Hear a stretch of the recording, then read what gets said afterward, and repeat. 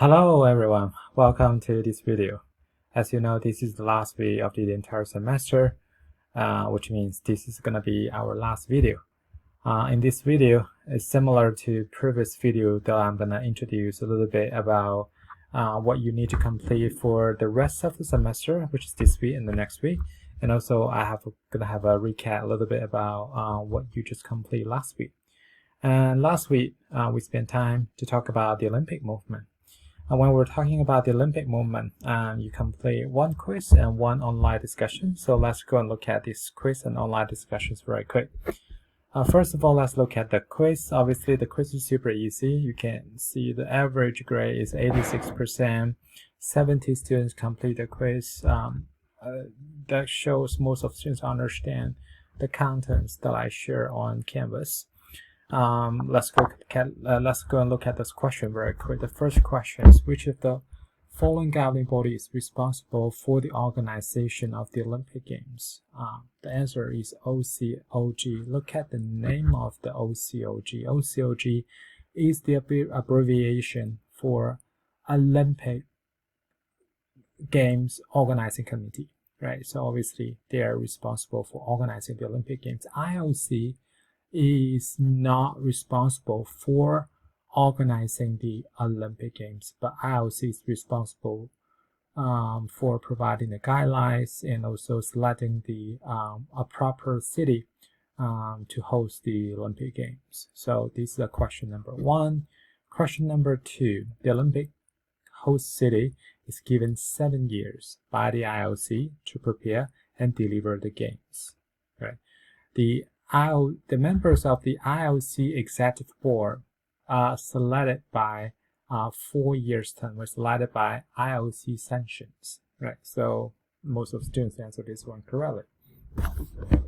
Next question, the headquarters of the U.S. Olympic and Paralympic Committee is Colorado Springs. Everyone answer this one correctly. So which strategy does the IOC adopt to engage with the young generations? Is very easy. I did actually spend time talking about this on the lecture videos.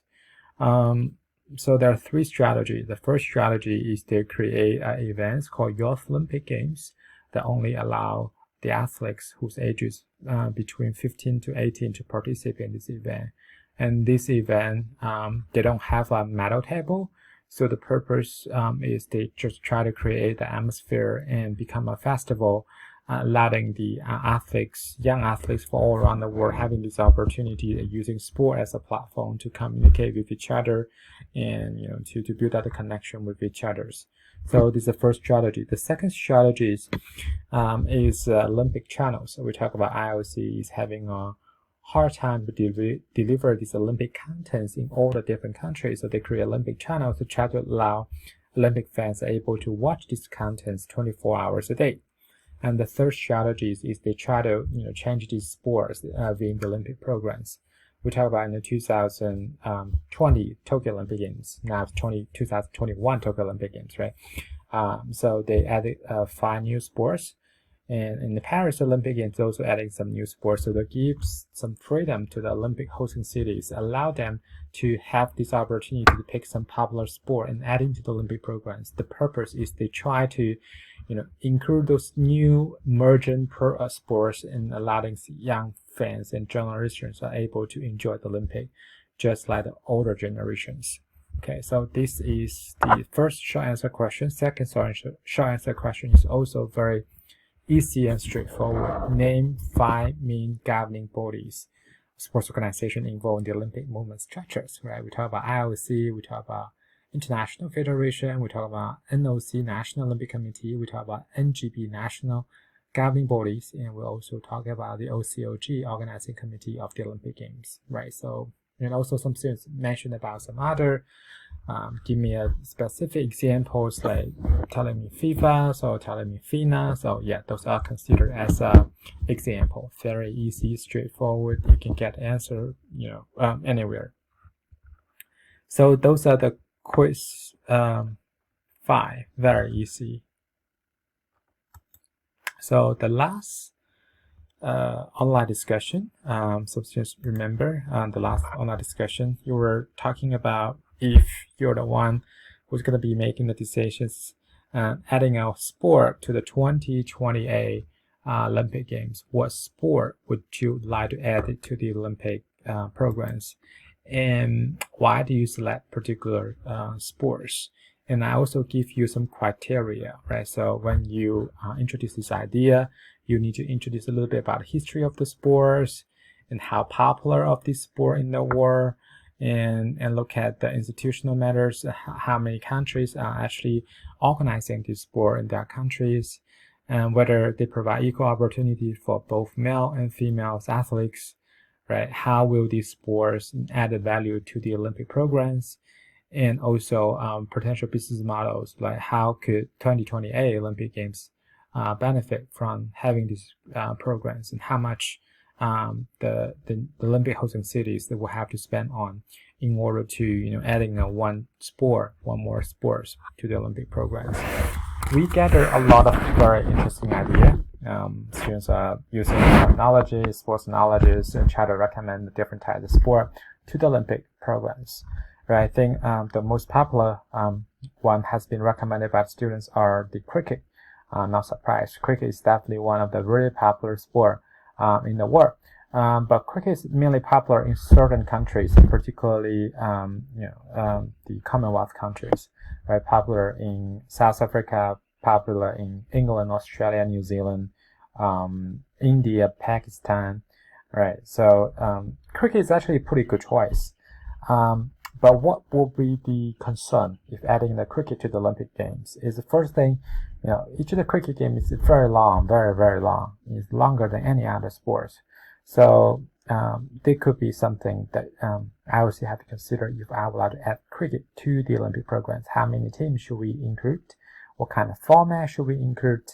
And how are we going to deal with the laws of the games, right? And also to have the cricket competition, that you will need to have a brand new facilities, right? What kind of facilities can be remodeled and to use for hosting the cricket games, right? And also whether the cricket is pretty popular among males, how about females, right? How be able to provide more opportunity for women to play this sport as well. So that's something should be considered if we select cricket to the Olympic programs. We also get a lot of students support bowling, right? Bowling is also a pretty popular choice. Obviously, bowling provide opportunities for both male and females.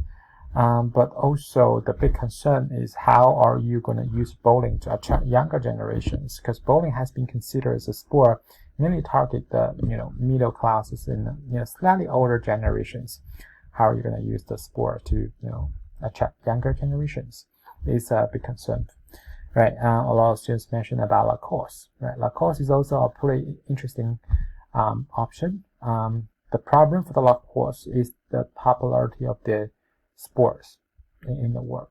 How popular is it? How many countries actually having lacrosse as official sports, right? So that's could impact whether the lacrosse should be included in the Olympic programs or not, right? Some students also mentioned about esports.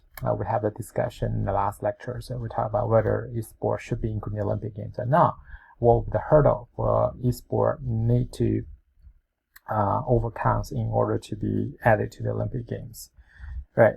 In the Paris 2024 Olympic Games, so they added breaking dance.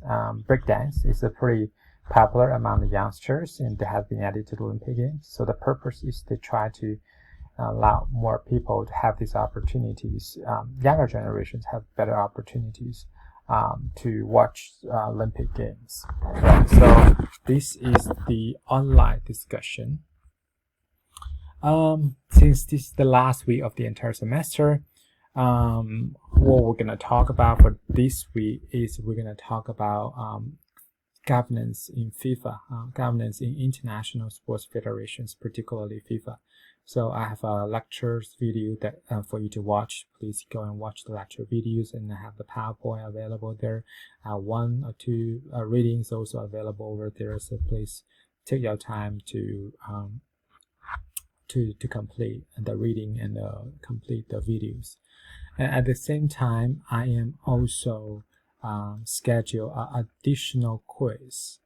This is called extra quiz. So extra quiz is also we have about 6 questions. We have 6 questions for this quiz. Basically, discover things that I want you to read and watch for this week. 10 points in total. You can use the grade of this quiz to replace one of the lowest grade in the past. Maybe you had one bad quiz in the past. Maybe you missed one in-class exercise in the past, right? So you can use this one to replace one of the lowest one. However, if you got 100 for everything, right, you don't need to take this quiz. But if you really want to give yourself a chance to continue to improve your grade, you can take over this. You can take on these opportunities. This is about the quiz, and the due date for the quiz is on Wednesday, 9 at midnight. Okay, so this is about the quiz. One last thing I want to talk about in this video is about final exam. So we do have a final exam in this class. So final exam has been scheduled on final week Tuesday, May 12th. In our last announcement, I did mention that the final exam is going to start at 10. But we consider we have students coming from all over the places. We have some students is actually back to their home countries. We have a lot of students actually in California and Texas. I understand the time differences. We're living in different time zones. So given that considerations, I decided to let that exams available for 24 hours on the entire Tuesday during the exam week. So you can just go and find the most convenient time for you to just complete the exams. Again, you have 2 hours to complete the exams. I'm going to share the exam study guides on Canvas. You can find out that right now at that moment when you're watching these videos. And also on Thursday is May 7th at 10 o'clock Eastern Time. So I'm going to have a final exam Q&A. So I'm going to send you invitations on Wednesday or Tuesday, on Tuesday or Wednesday. I'm going to send you an invitation. What you need to do, just click on the link and join me to review the final exam together. So that's Q&A sections. I'm going to help you review everything that I have included in the final exam, very similar to the midterm exam Q&A sections, right? So I hope you all can join me. So then we can have some chat together, and during the time, if you have any questions about the final exams, I'm also giving you the opportunity to ask me questions. I wish all of you do well on the final exam. I believe you will, because you guys did very well in the midterm exams.